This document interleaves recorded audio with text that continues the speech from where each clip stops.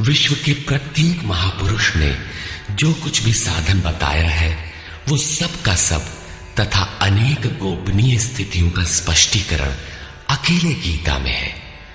इसलिए संपूर्ण मानव जाति के कल्याण का अतर्क शास्त्र गीता है। महाभारत में संकेत है कि जब कौरवों और पांडवों की सेनाएं आमने सामने खड़ी हो गईं, तो संपूर्ण निशांतर कौरवों में प्रवेश कर गए और सभी देवता पांडवों में। इस कथन से महर्षि व्यास ने स्पष्ट कर दिया कि गीता के सभी पात्र देवता या असुर हैं तथा प्रतीकात्मक हैं। प्रत्येक मनुष्य के अंतःकरण में दैवी और आसुरी दो प्रकृतियां अनादिकाल से हैं। दैवी शक्तियों के सहयोग से जब मनुष्य अपने आत्म स्वरूप की ओर अग्रसर होता है तो काम, क्रोध, राग, द्वेष इत्यादि आसुरी वृत्तियां बाधा के रूप में आक्रमण करती हैं। उनका पार पाना ही वास्तविक युद्ध है। अर्जुन श्रेय के लिए विकल था। उसकी दृष्टि में श्रेय का उपाय था कुल धर्म, पिंडोदक क्रिया, वर्ण संकर से बचाव, कुल क्षय से बचने के लिए युद्ध न करना इत्यादि। मात्र इतनी सी शंका के समाधान हेतु भगवान को उसे 18 अध्याय गीता समझानी पड़ी। अंत में पूछा कि क्या तेरा मोह नष्ट हुआ? अर्जुन ने स्वीकार किया कि भगवान, मेरा मोह नष्ट हो गया और अब मैं वैसा ही करूंगा जैसा भगवान ने उपदेश दिया है।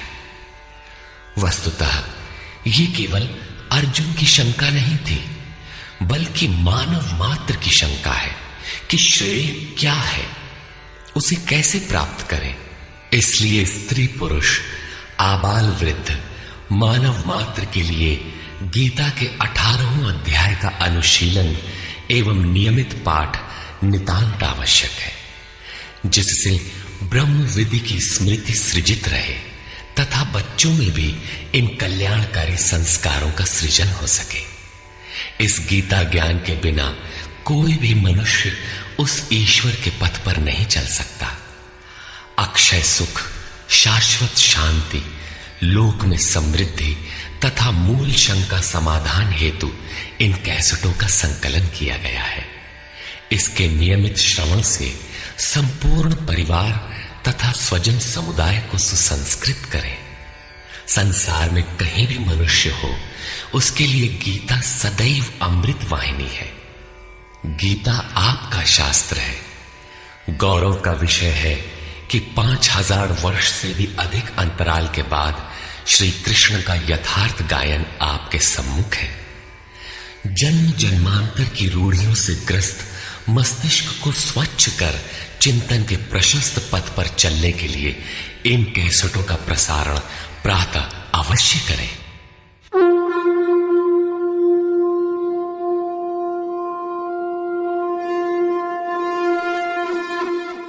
ओम श्री परमात्मने नमः।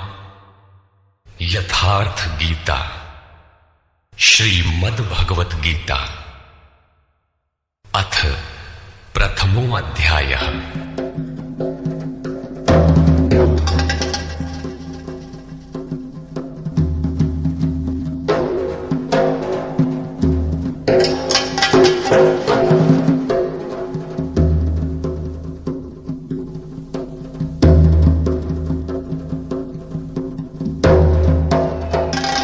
धृतराष्ट्र उवाच।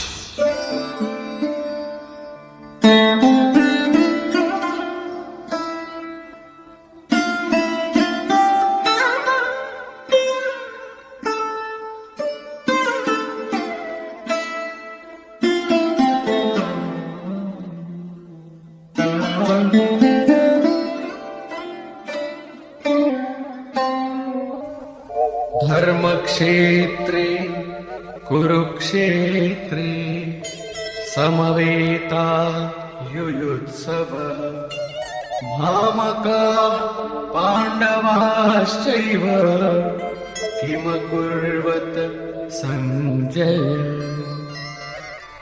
धृतराष्ट्र ने पूछा, हे संजय, धर्म क्षेत्र कुरुक्षेत्र में एकत्र युद्ध की इच्छा वाले मेरे और पांडु के पुत्रों ने क्या किया? अज्ञान रूपी धृतराष्ट्र और संयम रूपी संजय। अज्ञान मन के अंतराल में रहता है। अज्ञान से आवृत मन धृतराष्ट्र जन्मांध है, किंतु संयम रूपी संजय के माध्यम से यह देखता है, सुनता है। वो समझता है कि परमात्मा ही सत्य है। फिर भी जब तक इससे उत्पन्न मोह रूपी दुर्योधन जीवित है, इसकी दृष्टि सदैव कौरवों पर रहती है, विकारों पर ही रहती है। धर्म एक क्षेत्र है। जब हृदय देश में दैवी संपत्ति का बाहुल्य होता है तो यह शरीर धर्म क्षेत्र बन जाता है, और जब इसमें आसुरी संपत्ति का बाहुल्य होता है तो यह शरीर कुरुक्षेत्र बन जाता है। कुरु अर्थात करो। यह शब्द आदेशात्मक है। भगवान श्री कृष्ण कहते हैं, प्रकृति से उत्पन्न तीनों गुणों द्वारा परवश होकर मनुष्य कर्म करता है। वो क्षण मात्र भी कर्म किए बिना नहीं रह सकता। गुण उससे करा लेते हैं। तीनों गुण मनुष्य को देवता से कीट पर्यंत शरीरों में ही बांधते हैं। जब तक प्रकृति और प्रकृति से उत्पन्न गुण जीवित हैं, तब तक कुरु लगा रहेगा। अतः जन्म मृत्यु वाला क्षेत्र, विकारों वाला क्षेत्र कुरुक्षेत्र है, और परम धर्म परमात्मा में प्रवेश दिलाने वाली पुण्यमयी प्रवृत्तियों का क्षेत्र धर्म क्षेत्र है। पुरातत्वविद पंजाब में काशी प्रयाग के मध्य तथा अनेकानेक स्थलों पर कुरुक्षेत्र की शोध में लगे हैं, किंतु गीताकार ने स्वयं बताया है कि जिस क्षेत्र में यह युद्ध हुआ वो कहां है। इदं शरीरम कौन्तेय क्षेत्र मित्य भिधीयते। अर्जुन, ये शरीर ही क्षेत्र है, और जो इसको जानता है, इसका पार पा लेता है, वो क्षेत्रज्ञ है। आगे इन्होंने क्षेत्र का विस्तार बताया, जिसमें 10 इंद्रियां, मन, बुद्धि, अहंकार, 5 विकार और 3 गुणों का वर्णन है। शरीर ही क्षेत्र है, एक अखाड़ा है। इसमें लड़ने वाली प्रवृत्तियां 2 हैं, दैवी संपद और आसुरी संपद। पांडु की संतान और धृतराष्ट्र की संतान सजातीय और विजातीय प्रवृत्तियां। अनुभवी महापुरुष की शरण जाने पर इन दोनों प्रवृत्तियों में संघर्ष का सूत्रपात होता है। ये क्षेत्र क्षेत्रज्ञ का संघर्ष है, और यही वास्तविक युद्ध है। विश्व युद्धों से इतिहास भरा पड़ा है, किंतु उनमें जीतने वालों को भी शाश्वत विजय नहीं मिलती। ये तो आपसी बदले हैं। प्रकृति का सर्वथा शमन करके प्रकृति से परे की सत्ता का दिग्दर्शन करना और उसमें प्रवेश पाना ही वास्तविक विजय है। यही एक ऐसी विजय है जिसके पीछे हार नहीं है। यही मुक्ति है जिसके पीछे जन्म मृत्यु का बंधन नहीं है। इस प्रकार अज्ञान से आच्छादित प्रत्येक मन संयम के द्वारा जानता है कि क्षेत्र क्षेत्रज्ञ के युद्ध में क्या हुआ। अब जैसा जिसके संयम का उत्थान है, वैसे वैसे उसे दृष्टि आती जाएगी। संजय उवाच। दृष्ट्वा तु पाण्डवानीकम् व्यूढम् दुर्योधनस्तदा आचार्यमुपसंगम्य राजा वचनमब्रवीत्। उस समय राजा दुर्योधन ने व्यूह रचना युक्त पांडवों की सेना को देखकर द्रोणाचार्य के पास जाकर ये वचन कहा। द्वैत के आचरण ही द्रोणाचार्य है। जब जानकारी हो जाती है कि हम परमात्मा से अलग हो गए हैं, वहां उसकी प्राप्ति के लिए तड़प पैदा हो जाती है। तभी हम गुरु की तलाश में निकलते हैं। दोनों प्रवृत्तियों के बीच यही प्राथमिक गुरु है। यद्यपि बाद के सद्गुरु योगेश्वर श्री कृष्ण होंगे, जो योग की स्थिति वाले होंगे। राजा दुर्योधन आचार्य के पास जाता है। मोह रूपी दुर्योधन। मोह संपूर्ण व्याधियों का मूल है। राजा है, दुर्योधन दुर अर्थात दूषित, योधन अर्थात वह धन। आत्मिक संपत्ति ही स्थिर संपत्ति है। उसमें जो दोष उत्पन्न करता है वो है मोह। ये प्रकृति की ओर खींचता है और वास्तविक जानकारी के लिए प्रेरणा भी प्रदान करता है। मोह है तभी तक पूछने का प्रश्न भी है, अन्यथा सभी पूर्ण ही हैं। अतः व्यूह रचना युक्त पांडवों की सेना को देखकर, अर्थात पुण्य से प्रवाहित सजातीय वृत्तियों को संगठित देखकर, मोह रूपी दुर्योधन ने गुरु द्रोण के पास जाकर यह कहा। पश्यैतां पाण्डुपुत्राणाम् आचार्य महतीं च व्यूढां द्रुपदपुत्रेण तव शिष्येण धीमता।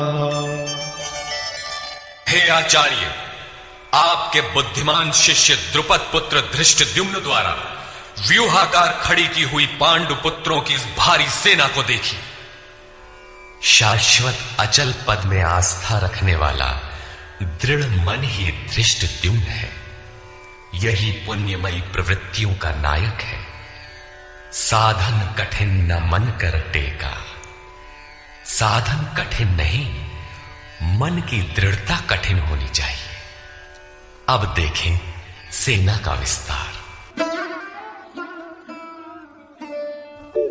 अत्र शूरा महेश्वासा भीमार्जुन समायुधि युयुधानो विराटश्च द्रुपदश्च महारथः।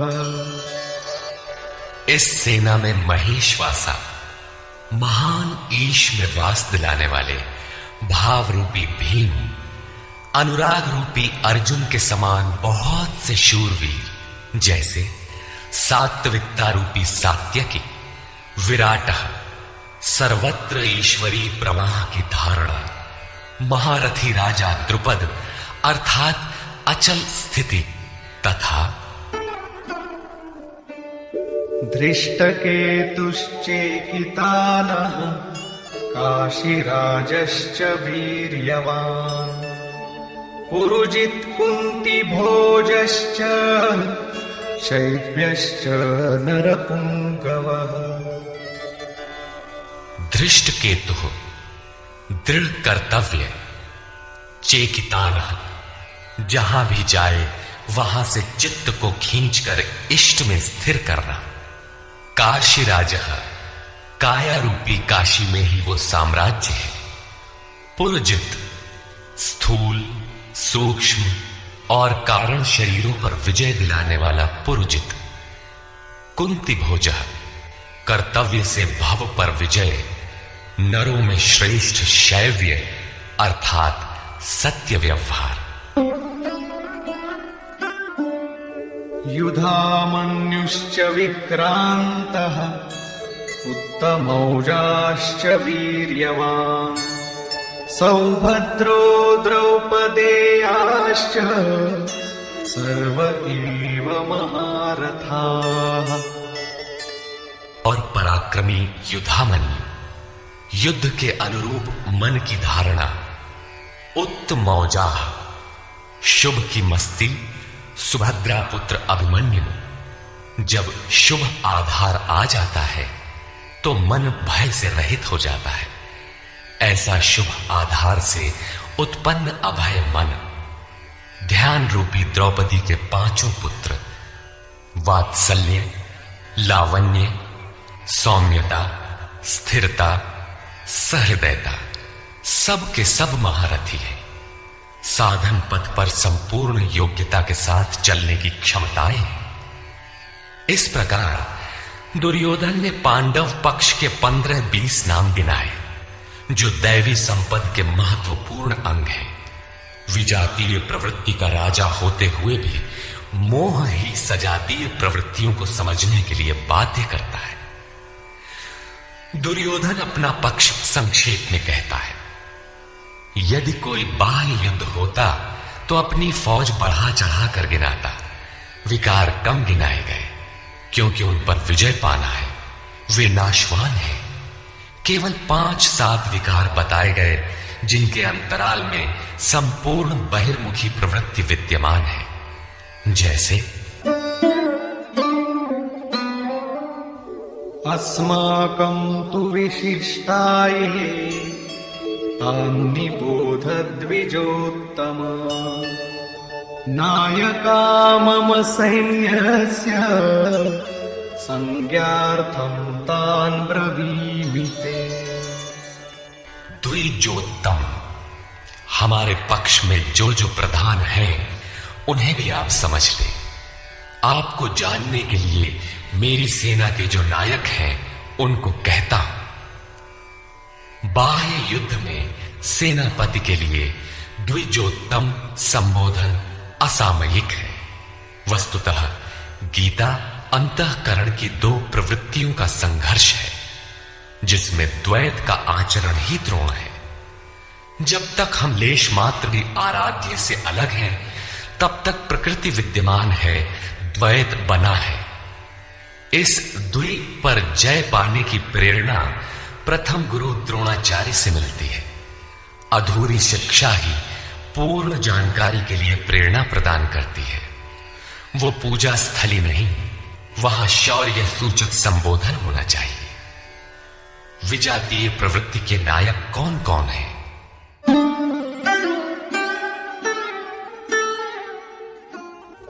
भवान् भीष्मश्च कर्णश्च कृपश्च समितिञ्जयः अश्वत्थामा विकर्णश्च सौमदत्तिस्तथैव च। एक तो स्वयं आप द्वैत के आचरण रूपी द्रोणाचार्य हैं। भ्रम रूपी पितामह भीष्म है। भ्रम इन विकारों का उद्गम है, अंत तक जीवित रहता है, इसलिए पितामह है। समूची सेना मर गई, ये जीवित था।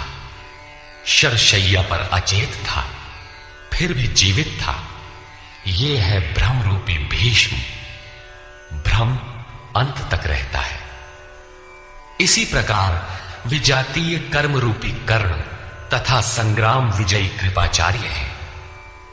साधनावस्था में साधक द्वारा कृपा का आचरण ही कृपाचार्य है।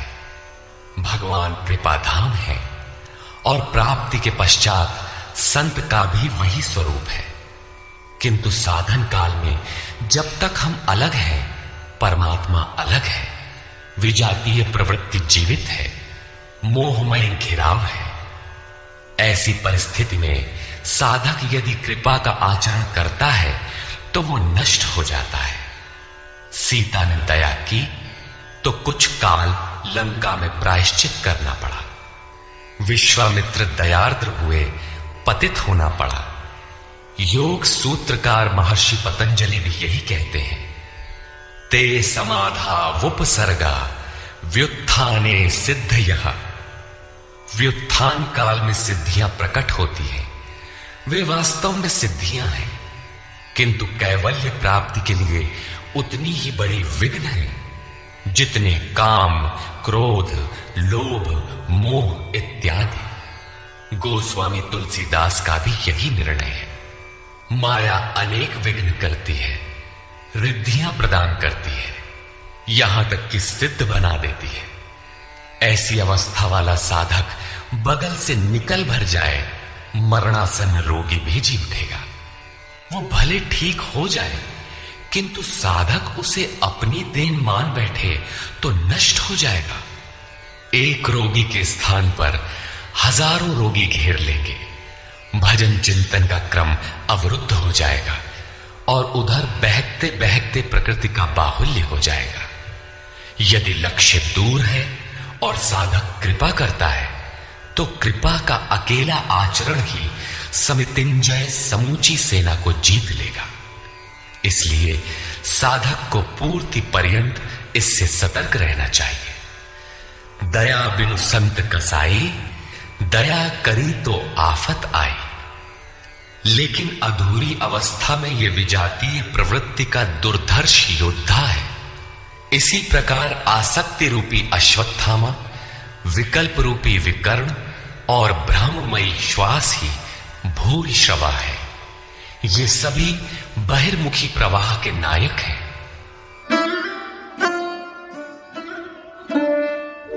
अन्ये च बहवः शूराः मदर्थे त्यक्तजीविताः नानाशस्त्रः प्रहरणाः सर्वे युद्धविशारदाः।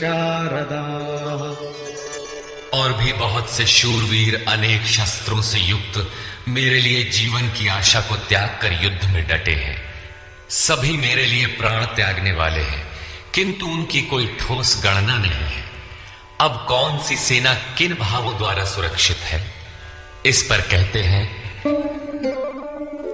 अपर्याप्तं तदस्माकं बलं भीष्माभिरक्षितम् पर्याप्तं त्विदमेतेषां बलं भीमाभिरक्षितम्। भीष्म द्वारा रक्षित हमारी सेना सब प्रकार से अजेय है और भीम द्वारा रक्षित इन लोगों की सेना जीतने में सुगम है। पर्याप्त और अपर्याप्त जैसे श्लिष्ट शब्द का प्रयोग दुर्योधन की आशंका को व्यक्त करता है। अतः देखना है कि भीष्म कौन सी सत्ता है जिस पर कौरव निर्भर करते हैं, तथा भीम कौन सी सत्ता है जिस पर दैवी संपद संपूर्ण पांडव निर्भर है। दुर्योधन अपनी व्यवस्था देता है कि अयनेषु च सर्वेषु यथा भागमवस्थिताः भीष्ममेवाभिरक्षन्तु भवन्तः सर्व एव हि। इसलिए सब मोर्चों पर अपनी अपनी जगह स्थित रहते हुए आप लोग सबके सब भीष्म की ही सब ओर से रक्षा करें। यदि भीष्म है तो हम अजेय हैं, इसलिए आप पांडवों से न लड़कर केवल भीष्म की ही रक्षा करें। कैसा योद्धा है भीष्म, जो स्वयं अपनी रक्षा नहीं कर पा रहा है, कौरवों को उसकी रक्षा व्यवस्था करनी पड़ रही है। यह कोई बाह्य योद्धा नहीं, ब्रह्म ही भीष्म है। जब तक ब्रह्म जीवित है तब तक विजातीय प्रवृत्तियां कौरव अजेय हैं। अजेय का यह अर्थ नहीं कि जिसे जीता ही ना जा सके, बल्कि अजेय का अर्थ दुर्जय है, जिसे कठिनाई से जीता जा सकता हो। महाअजय संसार रिपु जीत सकई सो वीर। यदि भ्रम समाप्त हो जाए तो अविद्या अस्तित्वहीन हो जाए। मोह इत्यादि जो आंशिक रूप से बचे भी हैं, शीघ्र ही समाप्त हो जाएंगे। भीष्म की इच्छा मृत्यु थी, इच्छा ही भ्रम है। इच्छा का अंत और भ्रम का मिटना एक ही बात है। इसी को संत कबीर ने सरलता से कहा, इच्छा काया इच्छा माया इच्छा जग उपजाया। कह कबीर जे इच्छा विवर्जित ताका पार न पाया। जहां भ्रम नहीं होता वो अपार और अव्यक्त है। इस शरीर के जन्म का कारण इच्छा है, इच्छा ही माया है और इच्छा ही जगत की उत्पत्ति का कारण है। सो कामयत तदैक्षत बहुश्याम प्रजायेय इति। कबीर कहते हैं, जो इच्छाओं से सर्वथा रहित हैं, तिनका पार न पाया। वे अपार, अनंत, असीम तत्वों में प्रवेश पा जाते हैं। यो कामो निष्काम, आप्त काम आत्म कामो न तस्य प्राणा उत्क्रामंति ब्रह्मवसन ब्रह्माप्येति। जो कामनाओं से रहित आत्मा में स्थिर आत्म स्वरूप है, उसका कभी पतन नहीं होता। वो ब्रह्म के साथ एक हो जाता है। आरंभ में इच्छाएं अनंत होती है और अंततो गत्वा परमात्म प्राप्ति की इच्छा शेष रहती है। जब यह इच्छा भी पूरी हो जाती है, तब इच्छा भी मिट जाती है। यदि उससे भी बड़ी कोई वस्तु होती तो आप उसकी इच्छा अवश्य करते। जब उससे आगे कोई वस्तु है ही नहीं, तो इच्छा किसकी होगी? जब प्राप्त होने योग्य कोई वस्तु अप्राप्त न रह जाए, तो इच्छा भी समूल नष्ट हो जाती है और इच्छा के मिटते ही ब्रह्म का सर्वथा अंत हो जाता है। यही भीष्म की इच्छा मृत्यु है। भीम द्वारा रक्षित इन लोगों की सेना जीतने में सुगम है। भाव रूपी भीम, भावे विद्यते देवः। भाव में वो क्षमता है कि अविदित परमात्मा भी विदित हो जाता है। भाववस्य भगवान सुख निधान करुणा अयन। श्री कृष्ण ने इसे श्रद्धा कहकर संबोधित किया है। भाव में वो क्षमता है कि भगवान को भी वश में कर लेता है। भाव से ही संपूर्ण पुण्यमयी प्रवृत्ति का विकास है। यह पुण्य का संरक्षक है तो इतना बलवान कि परम देव परमात्मा को संभव बनाता है, किंतु साथ ही इतना कोमल भी है कि आज भाव है तो कल अभाव में बदलते देर नहीं लगती। इष्ट में लेश मात्र भी त्रुटि प्रतीत होने पर भाव डगमगा जाता है। पुण्यमयी प्रवृत्ति विचलित हो उठती है, इष्ट से संबंध टूट जाता है। इसलिए भीम द्वारा रक्षित इन लोगों की सेना जीतने में सुगम है। महर्षि पतंजलि का भी यही निर्णय है। स तु दीर्घ काल नैरंतर्य सत्कारा सेवितो दृढ़ भूमि।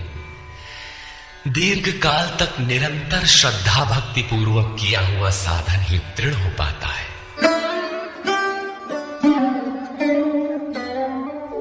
तस्य संजनयन् हर्षम् कुरु वृद्धः पितामहः। सिंहनादं विनद्योच्चैः शंखं दद्मौ प्रतापवान्। इस प्रकार अपने बलाबल का निर्णय लेकर शंख ध्वनि हुई। शंख ध्वनि पात्रों के पराक्रम की घोषणा है कि जीतने पर कौन सा पात्र आपको क्या देगा। कौरवों में वृद्ध प्रतापवान पितामह भीष्म ने उस दुर्योधन के हृदय में हर्ष उत्पन्न करते हुए उच्च स्वर से सिंहनाद के समान भयप्रद शंख बजाया। सिंह प्रकृति से भयावह पहलू का प्रतीक है। घोर जंगल के नीरव एकांत में शेर की दहाड़ कान में पड़ जाए तो रोंगटे खड़े हो जाएंगे, हृदय कांपने लगेगा। यद्यपि शेर आपसे मीलों दूर है। भय प्रकृति में होता है, परमात्मा में नहीं। वो तो अभय सत्ता है। ब्रह्म रूपी भीष्म यदि विजयी होता है तो प्रकृति के जिस भयारण्य में आप हैं, उससे भी अधिक भय के आवरण में बांध देगा। भय की एक परत और बढ़ जाएगी। भय का आवरण घना हो उठेगा। ये भ्रम इसके अतिरिक्त और कुछ नहीं दे सकेगा। अतः प्रकृति से निवृत्ति ही गंतव्य का मार्ग है। संसार में प्रवृत्ति तो भवाटवी है, घोर अंधकार की छाया है। इसके आगे कौरवों की कोई घोषणा नहीं है। कौरवों की ओर से कई बाजे एक साथ बजे, किंतु कुल मिलाकर वे भी भय ही प्रदान करते हैं, इससे अधिक कुछ नहीं। प्रत्येक विकार कुछ न कुछ भय तो देता ही है। इसलिए उन्होंने भी घोषणा की, ततः शङ्खाश्च भैर्यश्च पणवानकगोमुखाः सहसैवाभ्यहन्यन्त सशब्दस्तु मूलोऽभवत्। तदनंतर अनेक शंख, नगारे, ढोल और नरसिंहादि बाजे एक साथ ही बजे। उनका शब्द भी बड़ा भयंकर हुआ। भय का संचार करने के अतिरिक्त कौरवों की कोई घोषणा नहीं है। बहिर्मुखी विजातीय प्रवृत्ति सफल होने पर मोहमय बंधन और घना कर देती है। अब पुण्यमयी प्रवृत्तियों की ओर से घोषणाएं हुई, जिनमें पहली घोषणा योगेश्वर श्री कृष्ण की है।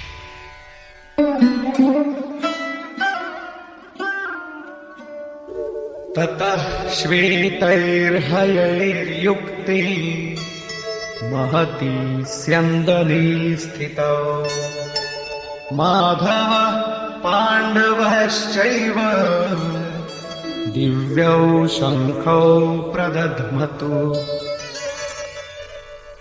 इसके उपरांत श्वेत घोड़ों से युक्त, जिनमें लेश मात्र कालिमा दोष नहीं है, श्वेत सात्विक निर्मलता का प्रतीक है।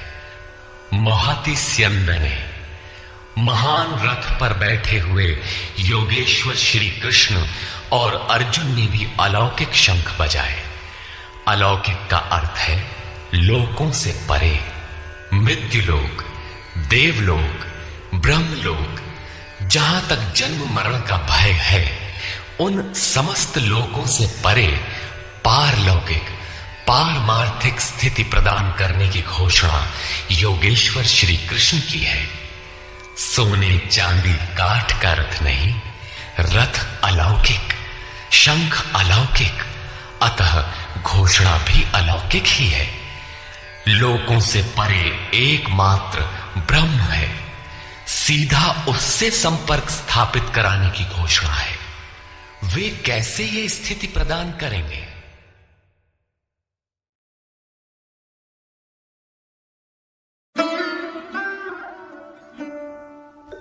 पाञ्चजन्यम् ऋषिकेशो देवदत्तम् धनञ्जयः पौण्ड्रम् दद्मौ महाशङ्खम् भीमकर्मावृकोदरः।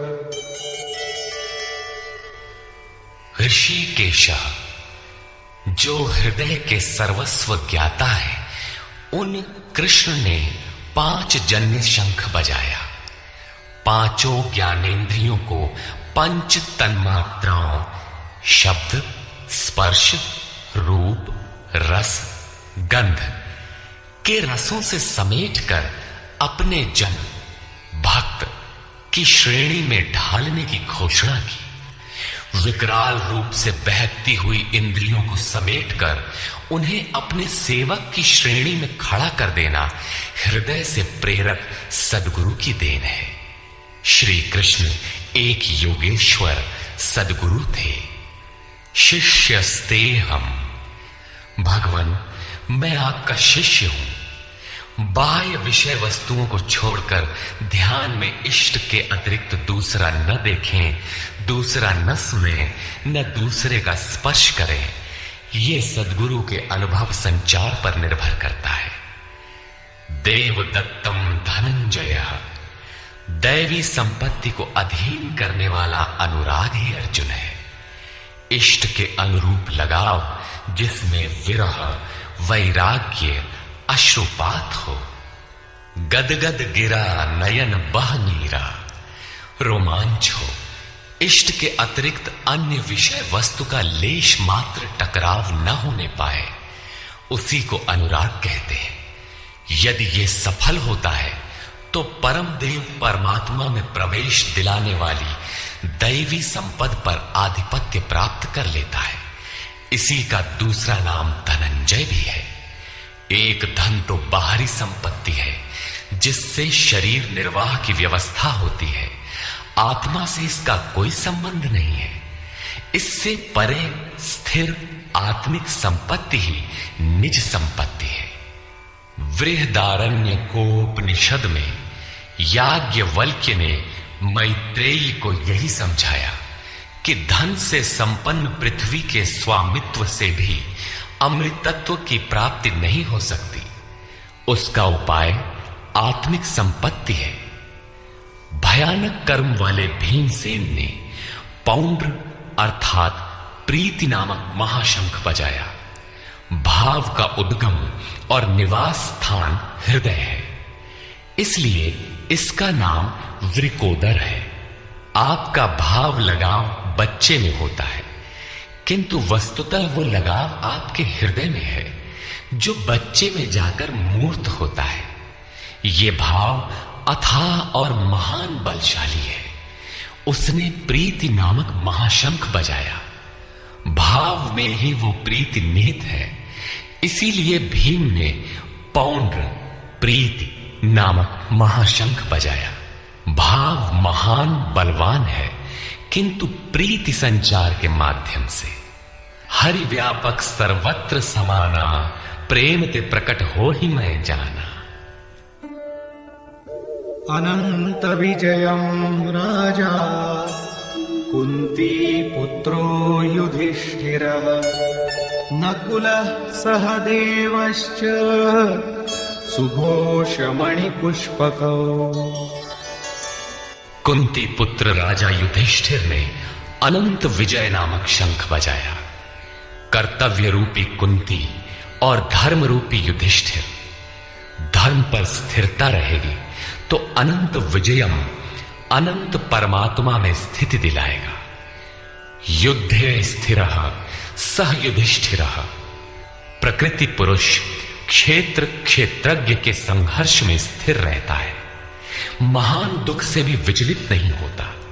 तो एक दिन जो अनंत है, जिसका अंत नहीं है, वो है परम तत्व परमात्मा, उस पर विजय दिला देता है। नियम रूपी नकुल ने सुघोष नामक शंख बजाया। ज्यों ज्यों नियम उन्नत होगा, अशुभ का शमन होता जाएगा, शुभ घोषित होता जाएगा। सत्संग रूपी सहदेव ने मणिपुष्पक शंख बजाया। मनीषियों ने प्रत्येक श्वास को बहुमूल्य मणि की संज्ञा दी है। हीरा जैसी श्वासा बातों में बीती जाए। एक सत्संग तो वो है जो आप सत्पुरुषों की वाणी से सुनते हैं, किंतु यथार्थ सत्संग आंतरिक है। श्री कृष्ण के अनुसार आत्मा ही सत्य है, सनातन है। चित्त सब ओर से सिमटकर आत्मा की संगत करने लगे, यही वास्तविक सत्संग है। ये सत्संग चिंतन, ध्यान और समाधि के अभ्यास से संपन्न होता है। ज्यों ज्यों सत्य के सानिध्य में सुरत टिकती जाएगी, त्यों त्यों एक एक श्वास पर नियंत्रण मिलता जाएगा। मन सहित इंद्रियों का निरोध होता जाएगा। जिस दिन सर्वथा निरोध होगा, वस्तु प्राप्त हो जाएगी। वाद्य यंत्रों की तरह चित्त का आत्मा के स्वर में स्वर मिलाकर संगत करना ही सत्संग है। बाह्य मणि कठोर है, किंतु श्वास मणि पुष्प से भी कोमल है। पुष्प तो विकसित होने या टूटने पर कुम्हलाता है, किंतु आप अगले श्वास तक जीवित रहने की गारंटी नहीं दे सकते। किंतु सत्संग सफल होने पर प्रत्येक श्वास पर नियंत्रण दिलाकर परम लक्ष्य की प्राप्ति करा देता है। इसके आगे पांडवों की कोई घोषणा नहीं है, किंतु प्रत्येक साधन कुछ न कुछ निर्मलता के पथ में दूरी तय करता है। आगे कहते हैं,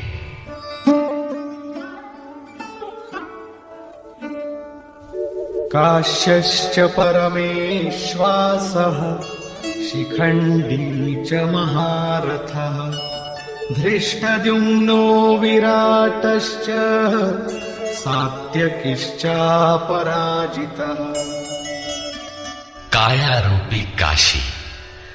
पुरुष जब सब ओर से मन सहित इंद्रियों को समेटकर काया में ही केंद्रित करता है, तो परमेश्वासः परम ईश में वास का अधिकारी हो जाता है। परम ईश में वास दिलाने में सक्षम काया ही काशी है। काया में ही परम ईश का निवास है। परमेश्वास का अर्थ श्रेष्ठ धनुष वाला नहीं, बल्कि परम धन ईश धन वास है। शिखा सूत्र का त्याग ही शिखंडी है। आजकल लोग सिर के बाल कटा लेते हैं और सूत्र के नाम पर गले की जनेऊ हटा लेते हैं, अग्नि जलाना छोड़ देते हैं। हो गया संन्यास उनका। नहीं, वस्तुतः शिखा लक्ष्य का प्रतीक है जिसे आपको पाना है, और सूत्र है संस्कारों का। जब तक आगे परमात्मा को पाना शेष है, पीछे संस्कारों का सूत्रपात लगा हुआ है, तब तक त्याग कैसा, संन्यास कैसा? अभी तो चलने वाले पथिक हैं। जब प्राप्तव्य प्राप्त हो जाए, पीछे लगे हुए संस्कारों की डोर कट जाए, ऐसी अवस्था में ब्रह्म सर्वथा शांत हो जाता है। इसलिए शिखंडी ही ब्रह्म रूपी भीष्म का विनाश करता है। शिखंडी चिंतन पथ की विशिष्ट योग्यता है, महारथी है। धृष्ट द्युम्न दृढ़ और अचल मन तथा विराट सर्वत्र विराट ईश्वर का प्रसार देखने की क्षमता इत्यादि दैवी संपद के प्रमुख गुण हैं। सात्विकता ही सात्य की है। सत्य के चिंतन की प्रवृत्ति अर्थात सात्विकता यदि बनी है तो कभी गिरावट नहीं आने पाएगी। इस संघर्ष में पराजित नहीं होने देगी। द्रुपदो द्रौपदेयाश्च सर्वशः पृथिवीपते सौभद्रश्च महाबाहु शंखान् दद्मुः पृथक् पृथक्। अचल पददायक द्रुपद और ध्यान रूपी द्रौपदी के पांचों पुत्र सहृदयता, वात्सल्य, लावण्य, सौम्यता इत्यादि साधन में महान सहायक महारथी हैं तथा बड़ी भुजा वाला अभिमन्यु, इन सब ने पृथक पृथक शंख बजाए। भुजा कार्य क्षेत्र का प्रतीक है। जब मन भय से रहित हो जाता है तो उसकी पहुंच दूर तक हो जाती है। हे राजन, इन सब ने अलग अलग शंख बजाए। कुछ न कुछ दूरी सभी तय कराते हैं। इनका पालन आवश्यक है, इसलिए इनके नाम गिनाए। इसके अतिरिक्त कुछ दूरी ऐसी भी है जो मन बुद्धि से परे है। भगवान स्वयं ही अंतःकरण में विराज कर तय कराते हैं। इधर दृष्टि बनकर आत्मा से खड़े हो जाते हैं और सामने स्वयं खड़ा होकर अपना परिचय करा लेते हैं।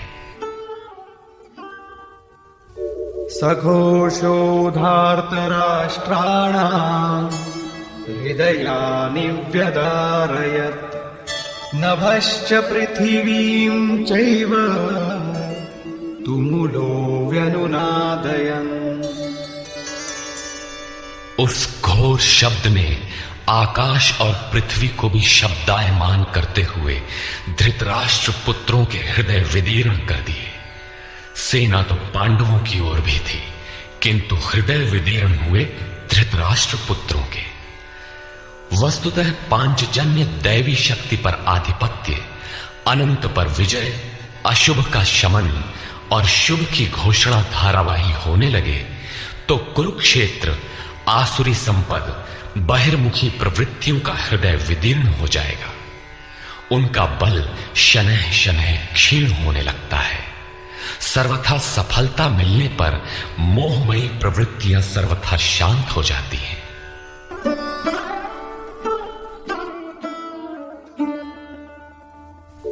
अथ व्यवस्थितान् दृष्ट्वा धार्तराष्ट्रान् कपिध्वजः प्रवृत्ते शस्त्रसम्पाते धनुरुद्यम्य पाण्डवः ऋषिकेशं तदा वाक्यम् इदमाह महीपते सेनयोरुभयोर्मध्ये रथं स्थापयामीच्युत।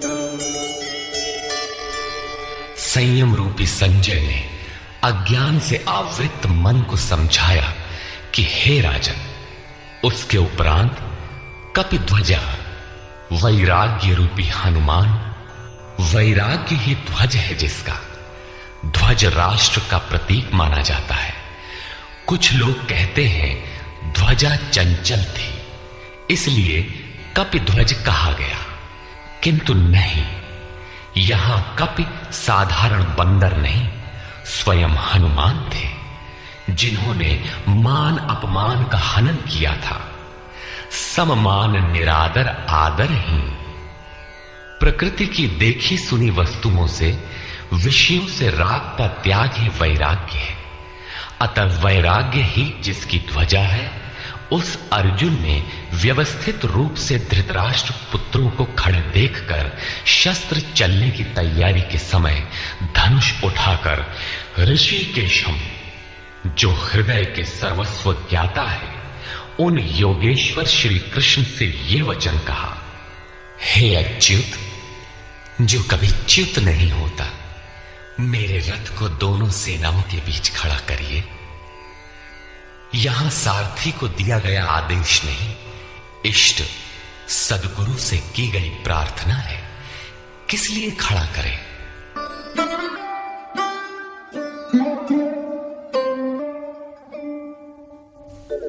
यावदेतान् निरीक्षेऽहम् योद्धुकामानवस्थितान् कैर्मया सह योद्धव्यम् अस्मिन् रणसमुद्यमे।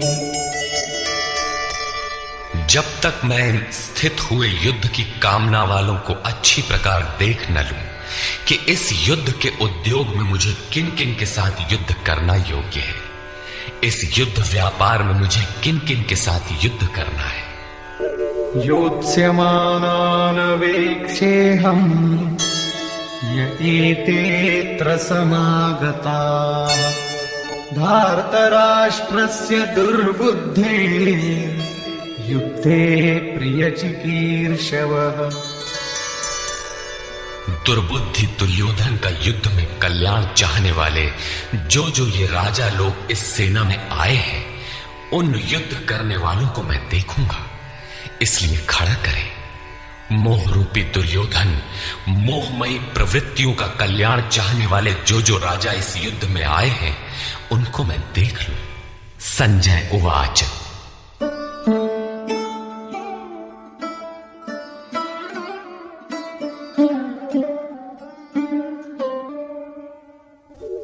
एवमुक्तो ऋषिकेशो गुडाकेशेन भारत सेनयोरुभयोर्मध्ये स्थापयित्वा रथोत्तमम् भीष्मद्रोणप्रमुखतः सर्वेषां च महीक्षिताम्।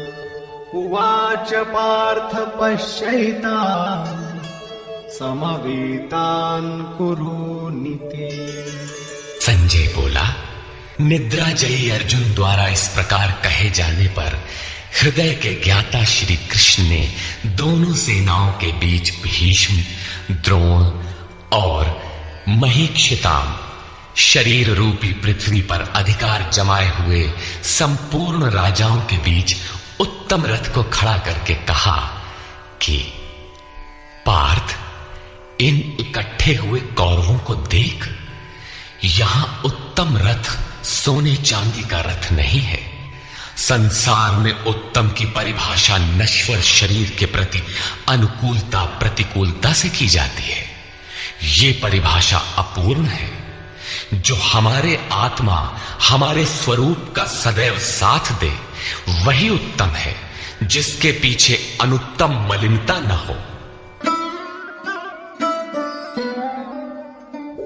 तत्रापश्यत् स्थितान् पार्थः पितॄनथ पितामहान् आचार्यान् मातुलान् भ्रातॄन् पुत्रान् पौत्रान् सखींस्तथा श्वशुरान् सुहृदश्चैव सेनयोरुभयोरपि। इसके उपरांत अचूक लक्ष्य वाले पार्थिव शरीर को रथ बनाने वाले पार्थ ने उन दोनों सेनाओं में स्थित पिता के भाइयों को, पितामहों को, आचार्यों को, मामाओं को, भाइयों को, पुत्रों को, पौत्रों को, मित्रों को, श्वशुरों को और सुहृदों को देखा। दोनों सेनाओं में अर्जुन को केवल अपना परिवार, मामा का परिवार, ससुराल का परिवार, सुहृद और गुरुजन दिखाई पड़े। प्रचलित गणना के अनुसार 18 अक्षौहिणी 2.5-3 अरब के लगभग होता है, जो आज के विश्व की जनसंख्या के समकक्ष है। इतने मात्र के लिए यदा कदा विश्व स्तर पर आवास, खाद्य समस्या बन जाती है। इतना बड़ा जनसमूह अर्जुन के 3-4 रिश्तेदारों का परिवार मात्र था। क्या इतना बड़ा भी किसी का परिवार होता है? कदापि नहीं। ये हृदय देश का चित्रण है। तान् समीक्ष्य स कौन्तेयः सर्वान् बन्धूनवस्थितान् कृपया परयाविष्टो विषीदन्निदमब्रवीत्। इस प्रकार खड़े हुए उन संपूर्ण बंधुओं को देखकर अत्यंत करुणा से आवृत वो कुंती पुत्र अर्जुन शोक करता हुआ बोला। अर्जुन उवाच।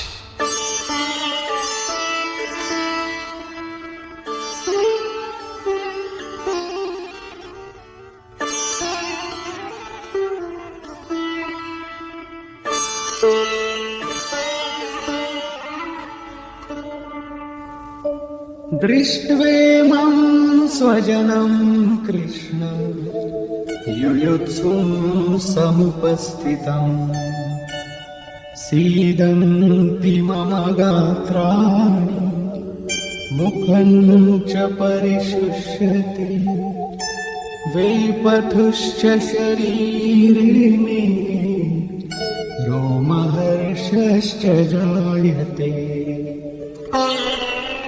हे कृष्ण, इस युद्ध की इच्छा वाले खड़े हुए स्वजन समुदाय को देखकर मेरे अंग शिथिल हुए जाते हैं, मुख सूखा जाता है और मेरे शरीर में कंप तथा रोमांच हो रहा है।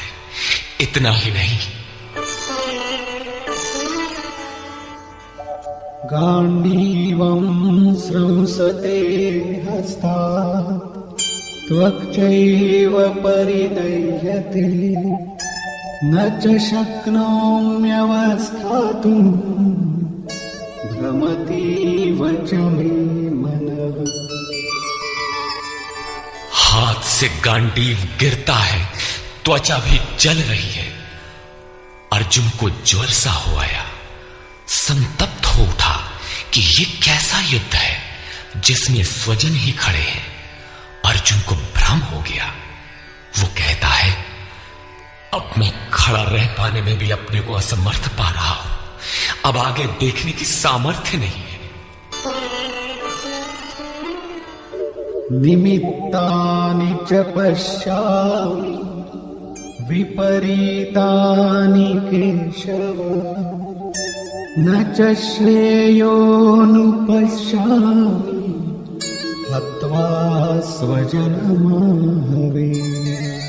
हे केशव, इस युद्ध का लक्षण भी विपरीत ही देखता हूं।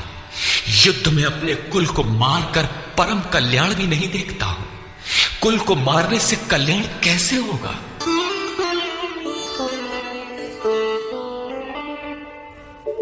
न कांक्षे विजयं कृष्ण न च राज्यं सुखानि च किन्नु राज्येन गोविन्द किं भोगैर्जीवितेन वा। संपूर्ण परिवार युद्ध के मुहाने पर है।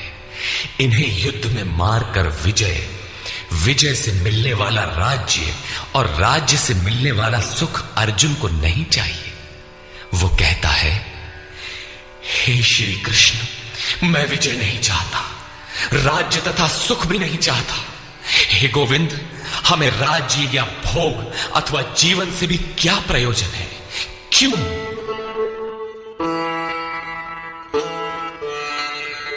येषामर्थे काङ्क्षितं नो राज्यं भोगाः सुखानि च तैमेव स्थिता युद्धे प्राणान् त्यक्त्वा धनानि च।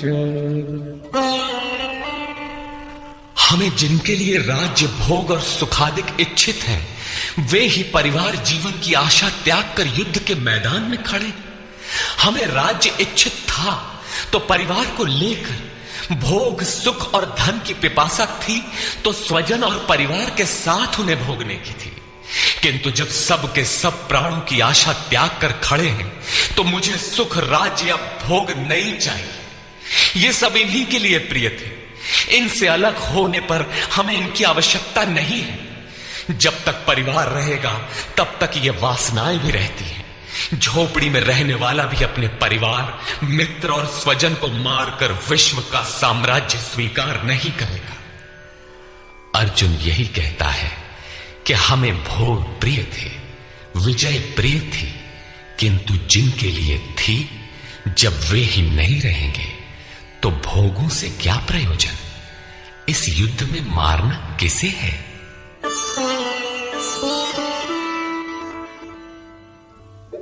आचार्या पितरः पुत्राः तथैव च पितामहाः मातुलाः श्वशुराः पौत्राः शालाः सम्बन्धिनस्तथा।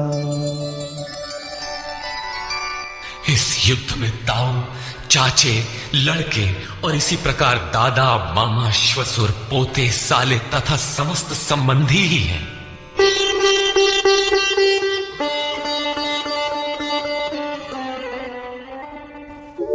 एतान् हन्तुमिच्छामि घ्नतोऽपि मधुसूदन अपि त्रैलोक्यराज्यस्य हेतो किन्नु मही कृते।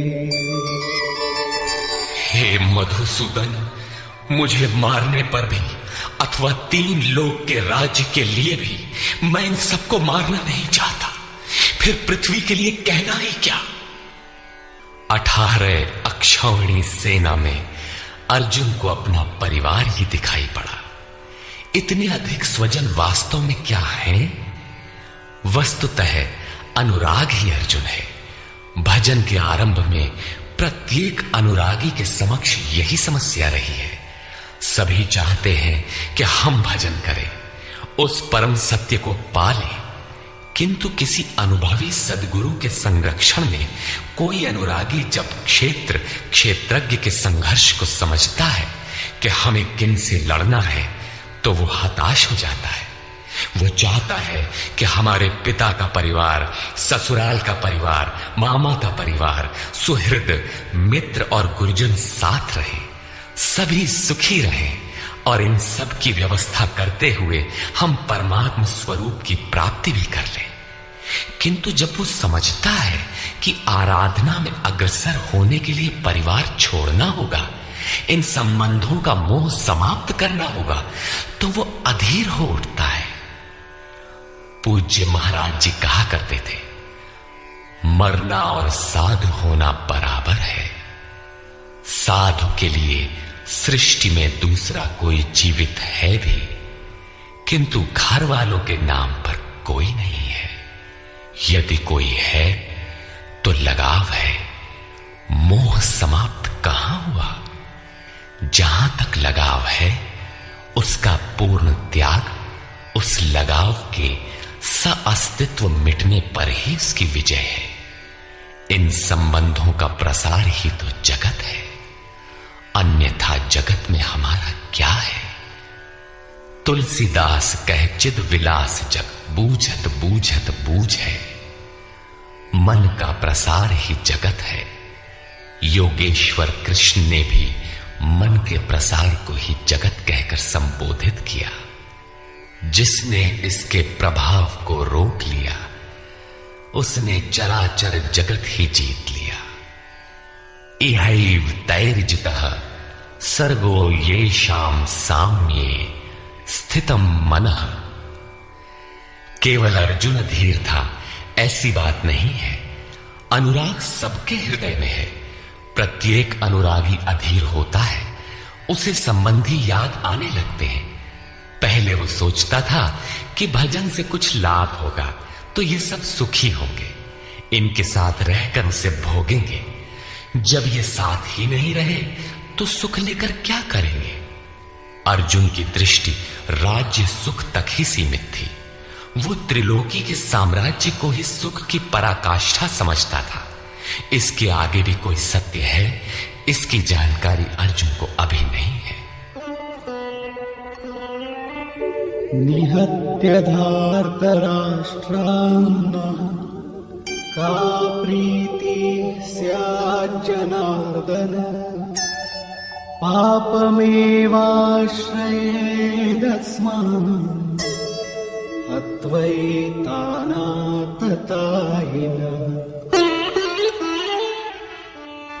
हे जनार्दन, धृतराष्ट्र के पुत्रों को मारकर भी हमें क्या प्रसन्नता होगी। जहां धृतराष्ट्र अर्थात धृष्टता का राष्ट्र है, उससे उत्पन्न मोह रूपी दुर्योधन इत्यादि को मारकर भी हमें क्या प्रसन्नता होगी। इन आतताइयों को मारकर हमें पाप ही तो लगेगा। जो जीवन यापन के तुच्छ लाभ के लिए अनीति अपनाता है वो आतताई कहलाता है। किंतु वस्तुतः इससे भी बड़ा आतताई वो है जो आत्मा के पथ में अवरोध उत्पन्न करता है। आत्मदर्शन में बाधक काम, क्रोध, लोभ, मोह आदि का समूह ही आतताई है। तस्मान्नार्हा वयं हन्तुं धार्तराष्ट्रान् स्वबान्धवान्। स्वजनं हि कथं हत्वा सुखिनः स्याम माधव। इससे हे माधव, अपने बांधव धृतराष्ट्र के पुत्रों को मारने के लिए हम योग्य नहीं हैं। स्वबांधव कैसे? वे तो शत्रु थे ना। वस्तुतः शरीर के रिश्ते अज्ञान से उत्पन्न होते हैं। ये मामा है, ससुराल है, स्वजन समुदाय है, ये सब अज्ञान ही तो है। जब शरीर ही नश्वर है तब इसके रिश्ते ही कहां रहेंगे। मोह है तभी तक सुहृद है, हमारा परिवार है, हमारी दुनिया है। मोह नहीं तो कुछ भी नहीं। इसीलिए वे शत्रु भी अर्जुन को स्वजन दिखाई पड़े। वो कहता है कि अपने कुटुंब को मारकर हम कैसे सुखी होंगे। यदि अज्ञान और मोह न रहे तो कुटुंब का अस्तित्व न हो। यह अज्ञान ज्ञान का प्रेरक भी है। भर्तृहरि, तुलसी इत्यादि अनेक महानुभावों को वैराग्य की प्रेरणा पत्नी से मिली, तो कोई सौतेली मां के व्यवहार से खिन्न होकर वैराग्य पथ पर अग्रसर हुआ दिखाई देता है।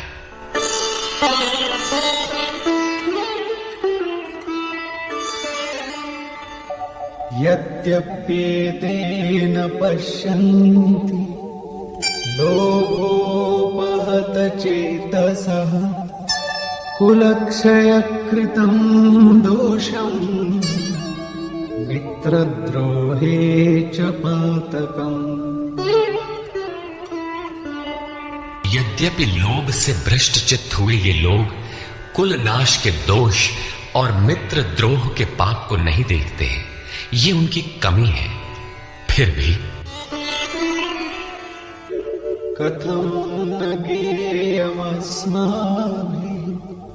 पापादस्मान्निवर्तितुम् कुलक्षयकृतं दोषं प्रपश्यद्भिर्जनार्दन। हे जनार्दन, कुल नाश से होने वाले दोषों को जानने वाले हम लोगों को इस पाप से हटने के लिए क्यों नहीं विचार करना चाहिए? मैं ही पाप करता हूं ऐसी बात नहीं, आप भी भूल करने जा रहे हैं। कृष्ण पर भी आरोप लगाया। अभी वो समझ में अपने को कृष्ण से कम नहीं मानता। प्रत्येक नया साधक सद्गुरु की शरण जाने पर इसी प्रकार तर्क करता है और अपने को जानकारी में कम नहीं समझता। यही अर्जुन भी कहता है कि ये भले न समझे, किंतु हम आप तो समझदार हैं। कुल नाश के दोषों पर हमें विचार करना चाहिए। कुल नाश में दोष क्या है? कुलक्षये प्रणश्यन्ति कुलधर्मा सनातना धर्मे नष्टे कुलं कृत्स्नम् अधर्मो विभवत्युत। कुल के नाश होने से सनातन कुल धर्म नष्ट हो जाते हैं। अर्जुन कुल धर्म कुलाचार को ही सनातन धर्म समझ रहा था। धर्म के नाश होने पर संपूर्ण कुल को पाप भी बहुत दबा लेता है। अधर्माभिभवात् कृष्ण प्रदुष्यन्ति कुलस्त्रियः स्त्रीषु दुष्टासु वार्ष्णेय जायते वर्णसंकरः। हे कृष्ण, पाप के अधिक बढ़ जाने से कुल की स्त्रियां दूषित हो जाती हैं। हे वार्ष्णेय, स्त्रियों के दूषित होने पर वर्ण संकर उत्पन्न होता है।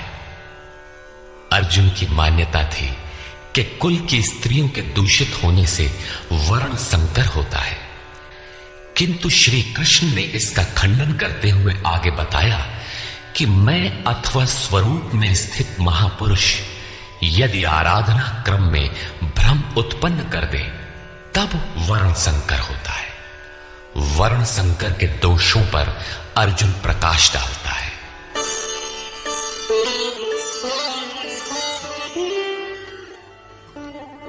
संकरो नरकायैव कुलघ्नानां कुलस्य च पतन्ति पितरो येषाम् लुप्तपिण्डोदकक्रिया। वर्ण संकर कुल घातियों और कुल को नरक में ले जाने के लिए ही होता है। लुप्त हुई पिंड क्रिया वाले इनके पितर लोग भी गिर जाते हैं। वर्तमान नष्ट हो जाता है, अतीत के पितर गिर जाते हैं और भविष्य वाले भी गिरेंगे। इतना ही नहीं,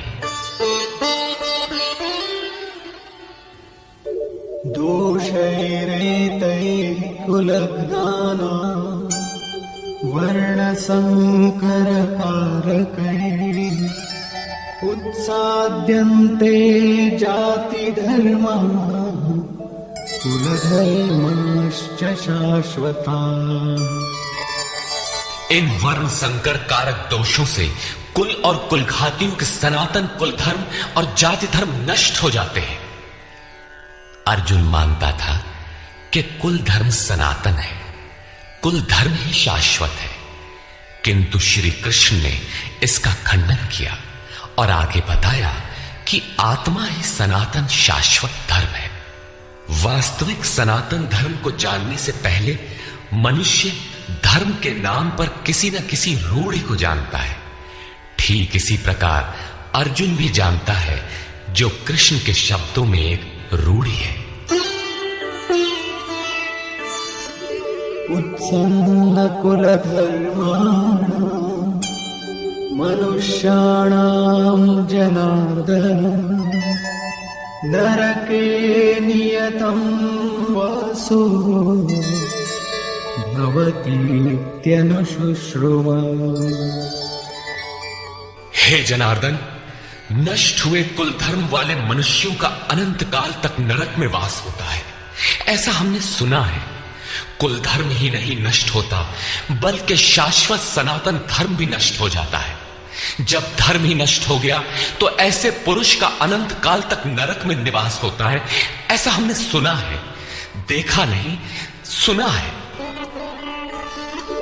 अहो बत महत् पापम् कर्तुम् व्यवसिता वयम् यद्राज्य सुखलोभेन हन्तुम् स्वजनमुद्यता। आहो, शोक है कि हम लोग बुद्धिमान होकर भी महान पाप करने को तैयार हुए हैं। राज्य और सुख के लोभ से अपने कुल को मारने के लिए उद्यत हुए हैं। अभी अर्जुन अपने को कम ज्ञाता नहीं समझता। आरंभ में प्रत्येक साधक इसी प्रकार बोलता है। महात्मा बुद्ध का कथन है कि मनुष्य जब अधूरी जानकारी रखता है तो अपने को महान ज्ञानी समझता है, और जब आधे से आगे की जानकारी हासिल करने लगता है तो अपने को महान मूर्ख समझता है। ठीक इसी प्रकार अर्जुन भी अपने को ज्ञानी ही समझता है। वो कृष्ण को ही समझाता है कि उस पाप से परम कल्याण हो, ऐसी बात भी नहीं। केवल राज्य और सुख के लोभ में पड़कर हम लोग कुल नाश करने को उद्यत हुए हैं। महान भूल कर रहे हैं, हम ही भूल कर रहे हैं, ऐसी बात नहीं। आप भी भूल कर रहे हैं। एक धक्का कृष्ण को भी दिया। अंत में अर्जुन अपना निर्णय देता है। यदि माम प्रतीकारम् अशस्त्रम् शस्त्रपाणयः धार्तराष्ट्रारणे हन्युः तन्मे क्षेमतरम् भवेत्। यदि मुझ शस्त्र रहित न सामना करने वाले को शस्त्रधारी धृतराष्ट्र के पुत्र रण में मारे तो उनका वो मारना भी मेरे लिए अति कल्याणकारक होगा। इतिहास तो कहेगा कि अर्जुन समझदार था, जिसने अपनी बलि देकर युद्ध बचा लिया। लोग प्राणों की आहुति दे डालते हैं कि भोले भाले मासूम बच्चे सुखी रहे, कुल तो बचा रहे। मनुष्य विदेश चला जाए, वैभव पूर्ण प्रासाद में रहे, किंतु 2 दिन बाद उसे अपनी छोड़ी हुई झोपड़ी याद आने लगती है। मोह इतना प्रबल होता है। इसीलिए अर्जुन कहता है कि शस्त्रधारी धृतराष्ट्र के पुत्र मुझ न प्रतिकार करने वाले को रण में मार दे, तब भी वो मेरे लिए अति कल्याणकारी होगा, ताकि लड़के तो सुखी रहें। संजय उवाच। एवमुक्त्वा अर्जुनः संख्ये रथोपस्थ उपाविशत् विसृज्य सशरम् चापम् शोकसंविघ्नमानसः। संजय बोला कि रणभूमि में शोक से उद्विग्न मन वाला अर्जुन इस प्रकार कहकर बाण सहित धनुष को त्याग कर रथ के पिछले भाग में बैठ गया, अर्थात क्षेत्र क्षेत्रज्ञ के संघर्ष में भाग लेने से पीछे हट गया। निष्कर्ष, गीता क्षेत्र क्षेत्रज्ञ के युद्ध का निरूपण है। यह ईश्वरीय विभूतियों से संपन्न भगवत स्वरूप को दिखाने वाला गायन है।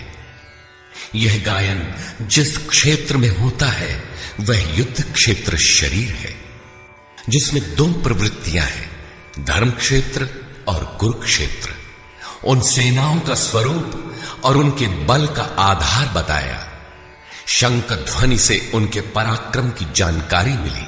तदनंतर जिस सेना से लड़ना है उसका निरीक्षण हुआ, जिसकी गणना 18 अक्षौहिणी अर्थात लगभग 6.5 अरब कही जाती है, किंतु वस्तुतः वे अनंत है। प्रकृति के दृष्टिकोण 2 है, एक इष्टोन्मुखी प्रवृत्ति दैवी संपद, दूसरी बहिर्मुखी प्रवृत्ति आसुरी संपद। दोनों प्रकृति ही है। एक इष्ट की ओर उन्मुख करती है, परम धर्म परमात्मा की ओर ले जाती है, और दूसरी प्रकृति में विश्वास दिलाती है। पहले दैवी संपद को साध कर आसुरी संपद का अंत किया जाता है, फिर शाश्वत सनातन परब्रह्म के दिग्दर्शन और उसमें स्थिति के साथ दैवी संपद की आवश्यकता शेष हो जाती है। युद्ध का परिणाम निकल आता है। अर्जुन को सैन्य निरीक्षण में अपना परिवार ही दिखाई पड़ता है, जिसे मारना है। जहां तक संबंध है उतना ही जगत है।